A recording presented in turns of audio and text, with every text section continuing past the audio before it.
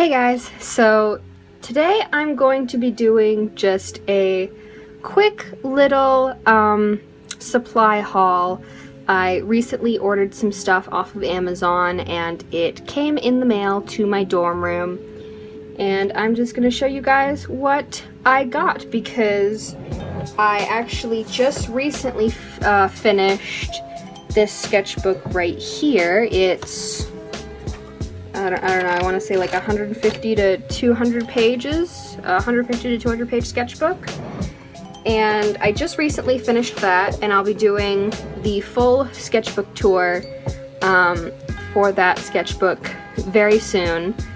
But today I just wanted to kind of give you a quick preview of all of the supplies that I recently purchased in my haul. So the first thing I got was this 8.5 by 11 Bianyo, just regular white sketchbook paper sketchbook. The paper inside is a little different than the paper that I'm used to. It's, I don't want to say it's thinner, but it's definitely lighter than the previous sketchbook paper I was using, and the paper is also a bit more textured. So in my previous sketchbook, the paper was comparable to basically just regular white printer paper, whereas this sketchbook paper, I don't know if you're going to be able to see this, but there's more texture to it. So that'll be interesting to work with, and I'm actually pretty excited to get into this sketchbook because of the textured paper. I'd like to be able to see what kind of effect that adds to the drawings I make. So this is just the first thing I got. This is an 8.5 by 11 or A4 sketchbook. Moving on, the next thing I got was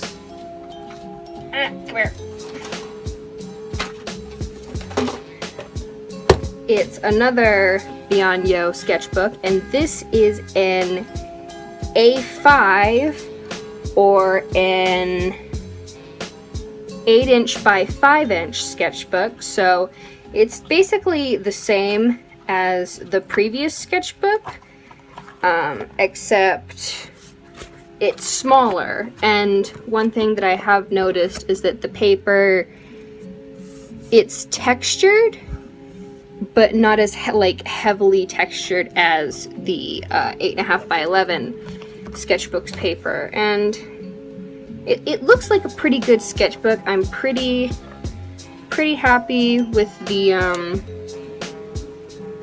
size. I think it'll be a nice little sketchbook to fill up. One thing is that this part is kind of breaking off. I don't know if that happened during transit or if maybe I threw it around one too many times, but that's not gonna deter me from using the sketchbook. It still looks like a nice little sketchbook that I'll get a lot of great use out of. So those are just regular sketchbooks. Now we're gonna move into some watercolor related things.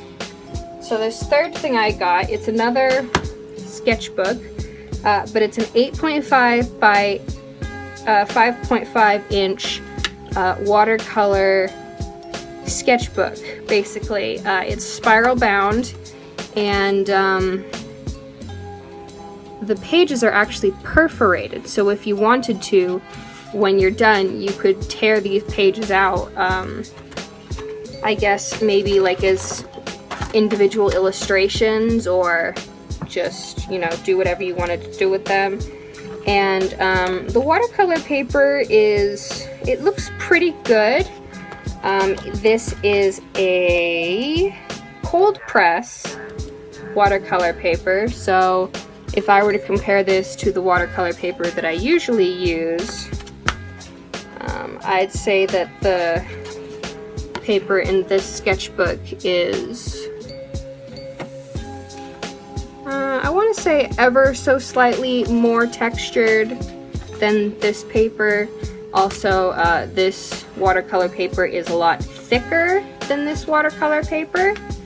So I think this watercolor paper in the sketchbook will be able to hold a bit more water than this paper, because it's cold press on this side, but then it's just it's not textured on the other side. So I'm not an expert on watercolor paper, so I don't know if that, you know, whether it's textured on both sides adds or takes away from the amount of water that it can hold.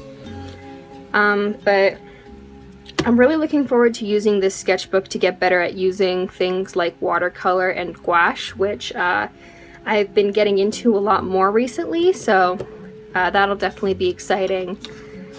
And you know, it's ready and available, so I won't have to worry about cutting out pieces of watercolor paper from the usual 8.5 by 11 size watercolor paper that I have. So that's that sketchbook. Now we move on to this. So I'm pretty sure everybody and their cousin has this sketchbook. It's the Moleskine cold press paper watercolor album. And I'm not gonna lie, I kind of got this sketchbook because I'm a little obsessed with Moleskines. I think they're just so nice looking, and they have such like a professional vibe to them. And so yeah, I honestly really like this sketchbook. It's nice and long, so you can use it as either a landscape, or you can flip it this way and use it as a portrait. But I think more people use it as a landscape. So yeah, and the watercolor paper, like I said, I'm not an expert on watercolor paper or the quality of it, but to me this looks like some pretty solid watercolor paper. I'm pretty happy with, you know, how it looks and the quality of the paper. I'm really looking forward to putting some good watercolor illustrations in this sketchbook. I just hope they end up looking nice, because I'm one of those people who's like always really afraid of messing up a sketchbook with like a crappy sketch or like a crappy painting. So I suppose I can use this sketchbook to help me get over that fear of having like a perfect sketchbook. And right now what I'm doing is I'm basically just breaking in the spine by taking every 2 or 3 pages and just pressing them down and all that good stuff. So yeah, I'm really excited to use this sketchbook. I've seen a lot of artists on YouTube make some really fantastic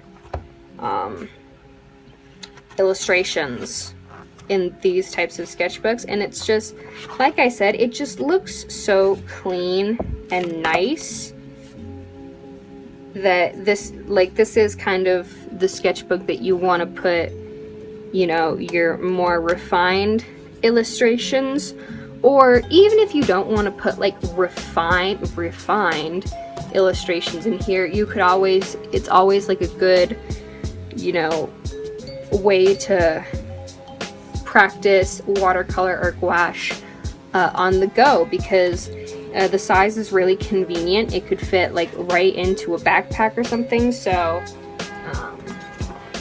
you know, here's my backpack, and if I wanted to do something on the go, I could just, you know, shove it right on in there and it would fit perfectly, even with all of my other watercolor supplies. So yeah, I'm really happy with this purchase.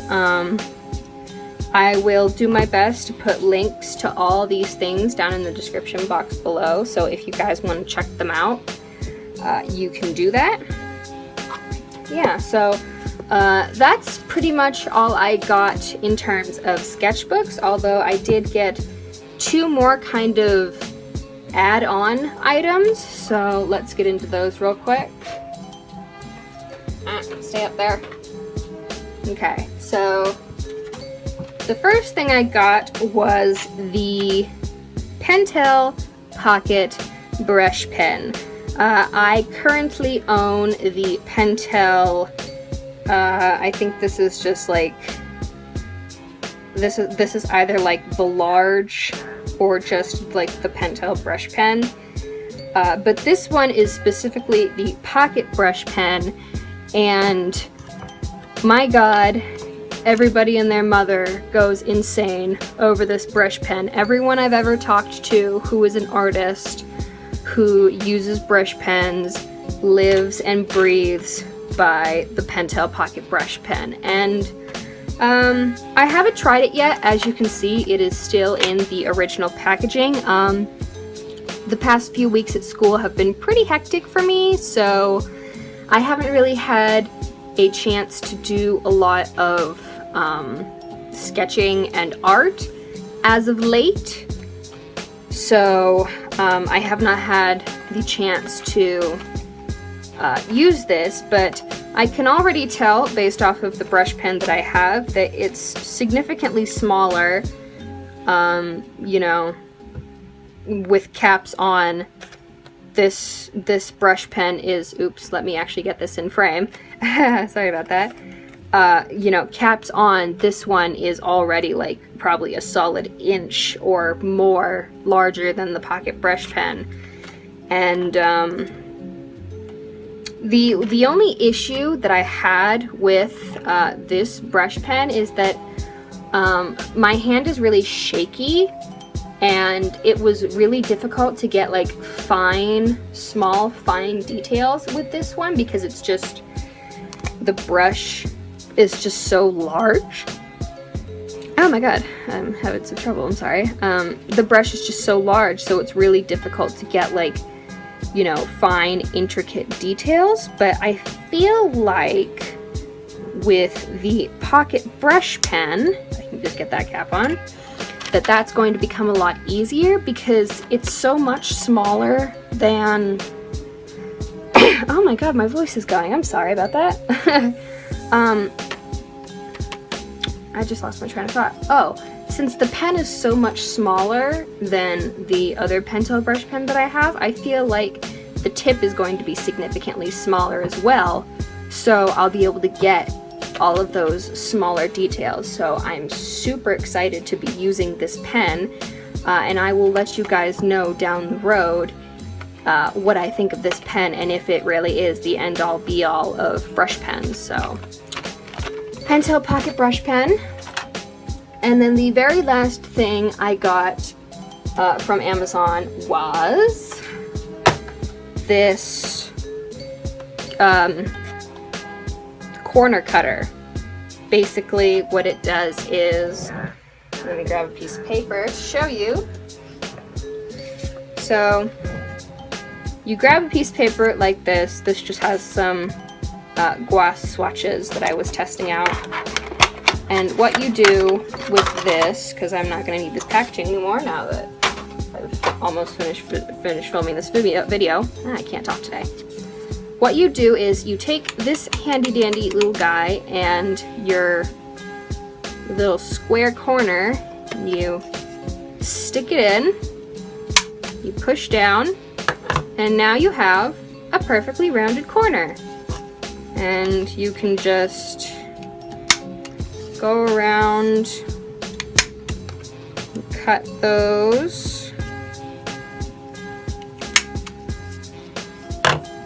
and you have rounded corners. And I more got this for like a aesthetically pleasing looking prints because I don't know, they're just, There are just certain things you make, like things like stickers or like small prints, you know, like those small little square prints that just look better with rounded corners. I don't know what it is. It's probably just a thing that I have because I like, you know, rounded corners. I think they look nice, but yeah, I got it.